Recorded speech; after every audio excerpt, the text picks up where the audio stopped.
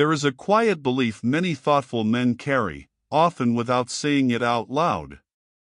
If I do the right thing, things will work out. If I speak honestly, refuse to manipulate, and keep my word, the world will recognize it. Maybe not immediately, but eventually. There is a sense that integrity builds an invisible shield. That fairness, even in a flawed system, counts for something. You follow rules others bend. You decline shortcuts that feel dishonest. You assume that restraint signals strength. And somewhere deep inside, a contract forms: I will act with principle, and in return, I will not be harmed unfairly. Respect will come. Justice will balance the scale. At first, this belief feels stable. It keeps you grounded. It separates you from the chaos of people who lie, flatter, or posture. But small moments begin to disturb the surface. A louder colleague is promoted. A careful truth is ignored. A boundary you respectfully set is quietly bypassed. Nothing dramatic. Just subtle patterns. And slowly, a question forms you never wanted to ask: what if being good was never meant to protect you? Then reality begins to answer in ways you did not expect. Not loudly. Not cruelly. Just consistently. The promotion goes to the person who networks better, not the one who works with quiet discipline.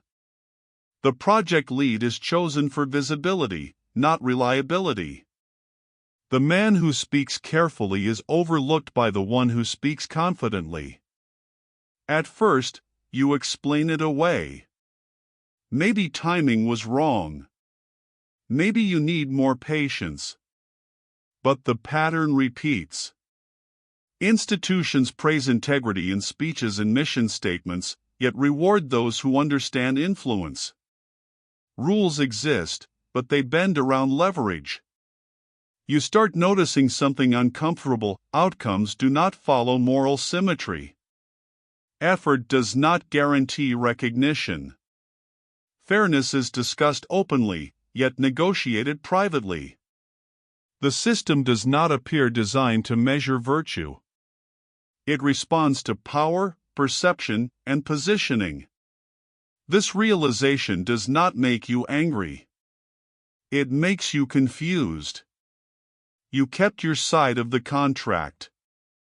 You stayed honest. You avoided manipulation. And still, you are not shielded. So a quieter question begins to surface, one that feels almost disloyal to ask: if integrity alone does not determine results, then what actually does? When this collision happens once, you call it bad luck.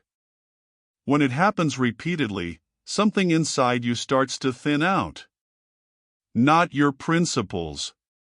Your energy. You still believe in fairness, but you stop expecting it. You still tell the truth, but with less enthusiasm. A quiet fatigue settles in. It is not dramatic burnout. It is slower than that. You begin volunteering less, speaking less, offering fewer ideas. You notice yourself calculating risk before expressing conviction. Not because you want to manipulate, but because you are tired of being exposed while others play differently. Resentment tries to grow, but you resist it. You do not want to become bitter. So instead, you withdraw. You detach from ambition. You tell yourself peace matters more than winning. And maybe that is true. But something else is happening underneath. You are starting to suspect that morality was never meant to function as armor. That goodness, by itself, does not repel pressure. It may guide behavior, but it does not guarantee protection. And centuries ago, One man looked directly at this tension without flinching.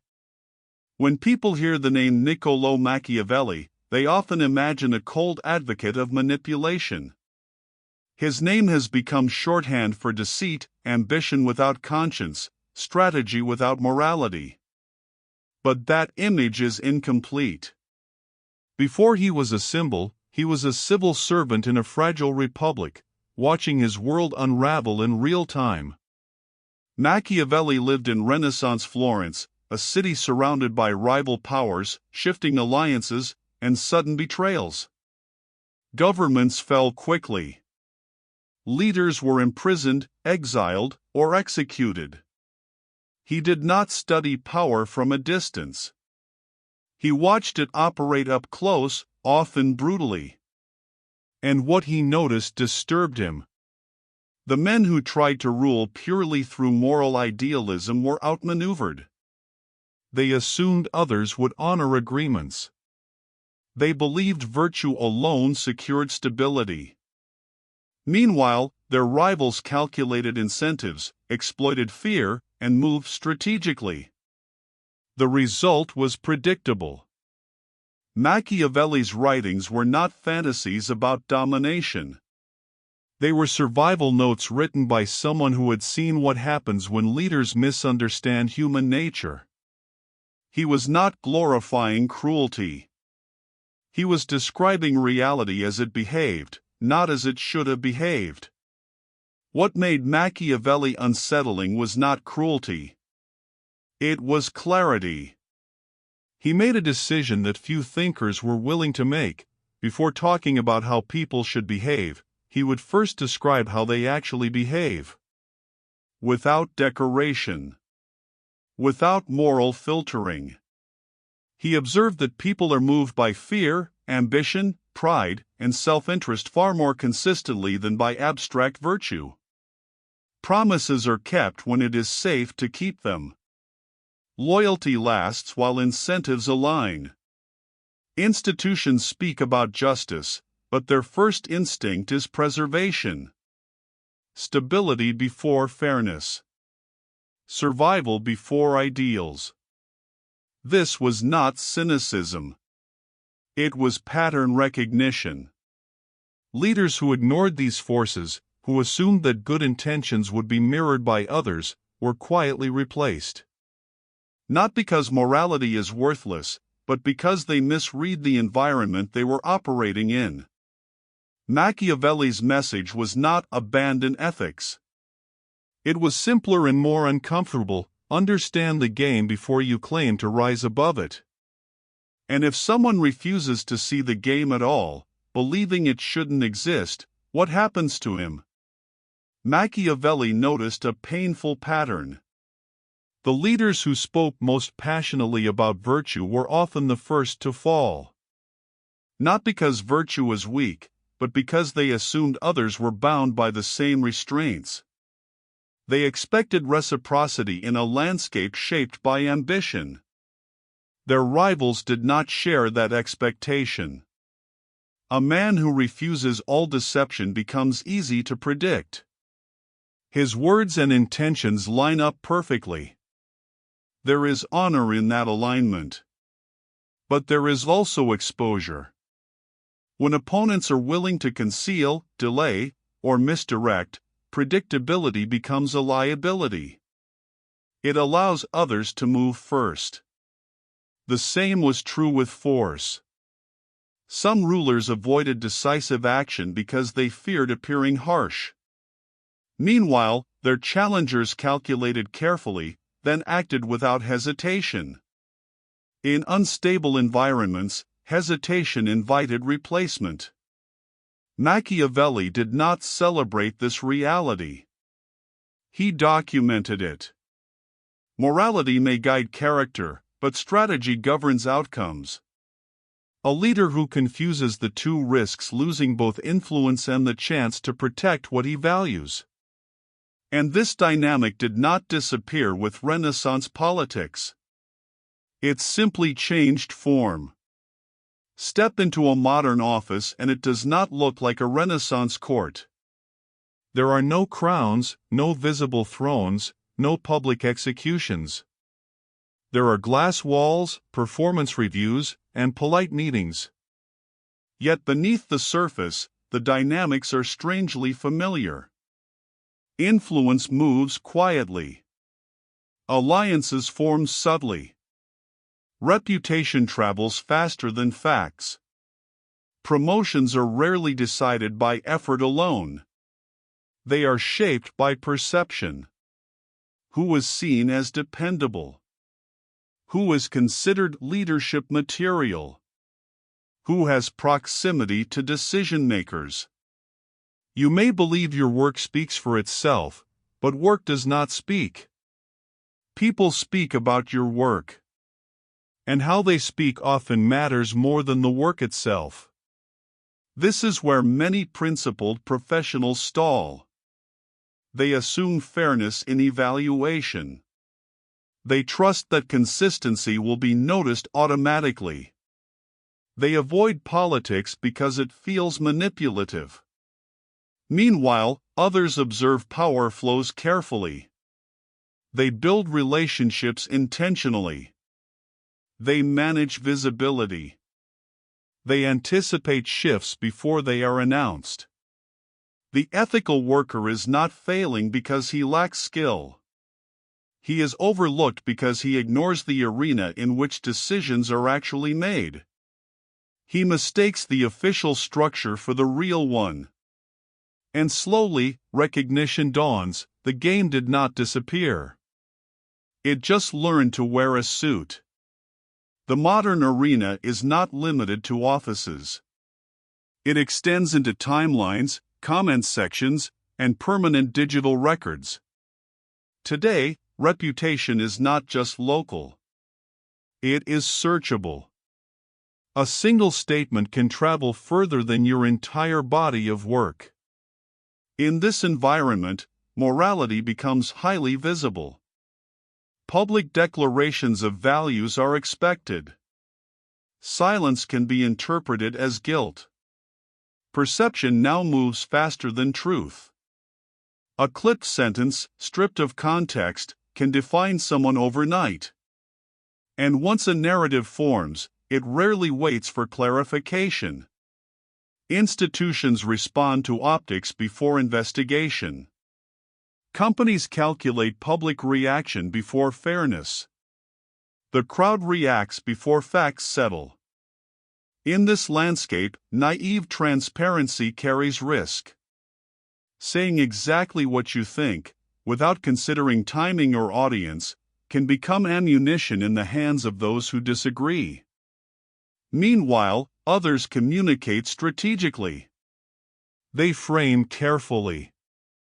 They choose words that protect position without revealing everything. None of this means dishonesty is required. But it does mean awareness is necessary. The digital world amplifies both virtue and vulnerability. It rewards moral signaling publicly while negotiations of power continue privately. And you begin to wonder, how much of yourself should be visible, and how much should remain measured? After enough friction, some men make a quiet decision. They stop competing. They stop volunteering for visibility. They tell themselves the game is shallow, political, beneath them. There is dignity in that withdrawal. It feels clean. If advancement requires maneuvering, they would rather remain still. At first, this retreat brings relief. No more subtle rivalries. No more calculated conversations. You focus on your work, your private life, your principles. You detach from the hierarchy and convince yourself you never wanted it anyway. In some cases, that is true. But in others, it is a response to fatigue rather than clarity. The problem is not that you refuse manipulation. The problem is that power does not vanish when you ignore it. Decisions are still made. Positions are still filled. Influence still concentrates in the hands of those willing to understand the dynamics at play. By stepping back entirely, you do not neutralize the system. You simply remove your voice from it. Over time, this can turn into quiet resentment. Not loud anger, but a lingering sense of exclusion. You see outcomes shaped by people less principled, and you realize absence has a cost. So a more difficult question emerges: is there a way to remain moral without becoming defenseless? The tension often feels like a forced choice. Either you stay good and accept being overlooked, or you become strategic and risk becoming corrupt. Either you protect your integrity, or you learn how power works. The mind frames it as a moral fork in the road. But this framing is flawed. Machiavelli did not argue that virtue should be discarded. He argued that blindness is dangerous. There is a difference. Refusing cruelty does not require refusing awareness. Understanding leverage does not require abusing it. Recognizing incentives does not mean surrendering your conscience. The false choice persists because strategy has been confused with manipulation. Yet strategy, at its core, is simply perception sharpened by realism. It is noticing patterns. It is anticipating reactions. It is understanding that timing, positioning, and alliances shape outcomes. None of these require dishonesty. They require attention. When you see this clearly, something shifts. You do not need to harden into cynicism. You do not need to retreat into purity. You can remain principled while becoming perceptive. In fact, perception protects principle. Without it, your values are exposed to forces you refuse to acknowledge.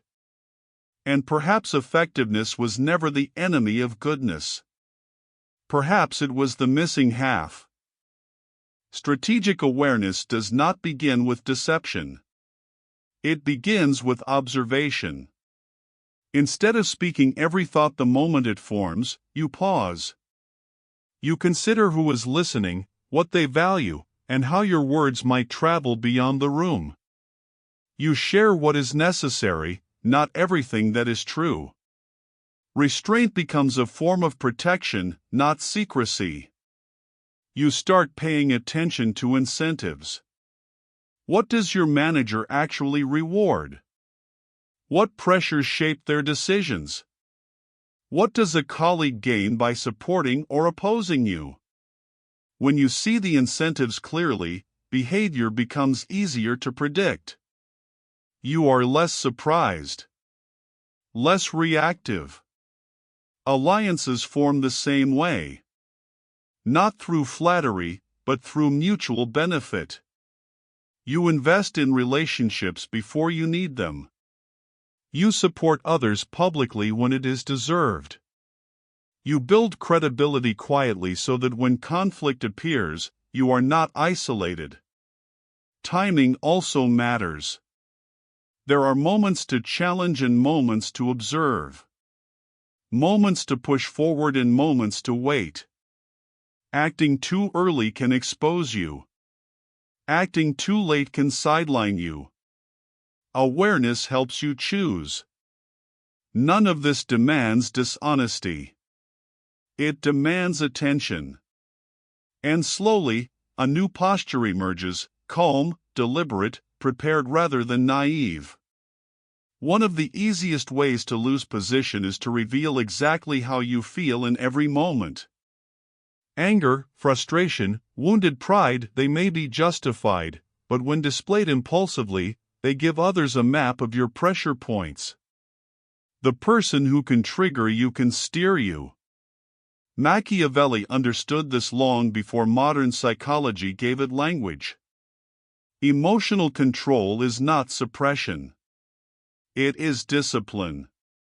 It is the ability to notice the surge of reaction without obeying it.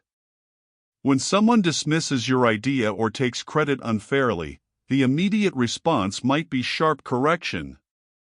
Sometimes that is necessary. Often, it is premature. A calm pause creates options. The composed man gathers information while others rush to defend ego. He watches patterns. He asks quiet questions. He chooses when to respond and how. Because he is not driven by the need to discharge emotion instantly, he can think 2 steps ahead. Over time, this steadiness becomes an advantage. People reveal more around someone who does not flare up. Conflicts de-escalate more easily.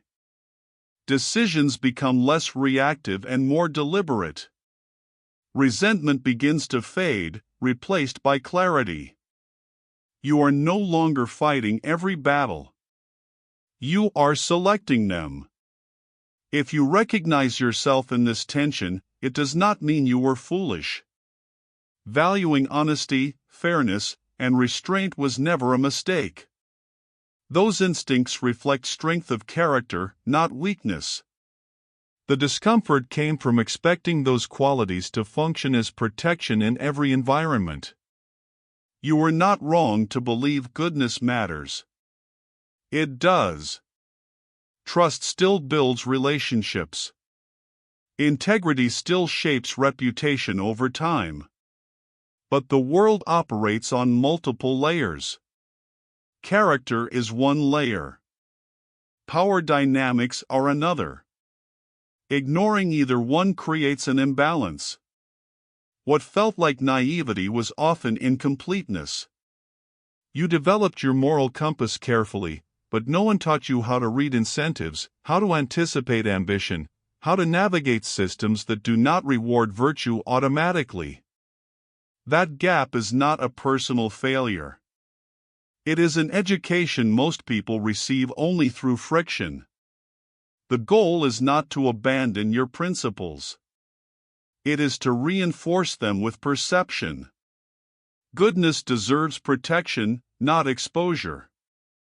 Machiavelli was not inviting you to become ruthless. He was inviting you to see clearly. To remove the comforting illusion that the world runs purely on declared values. Clarity does not corrupt character. It strengthens it. When you understand how incentives shape behavior, you stop taking every outcome personally. You respond with intention instead of surprise. Maturity is not choosing between virtue and effectiveness. It is learning how to hold both at the same time. To remain fair without being fragile. To remain honest without being exposed. To engage the system without becoming absorbed by it. When you see the landscape as it is, resentment softens. Confusion fades. You move with steadier footing. Not louder. Not harsher. Just more aware. And perhaps that was the real insight all along. Morality guides you, but perception protects you.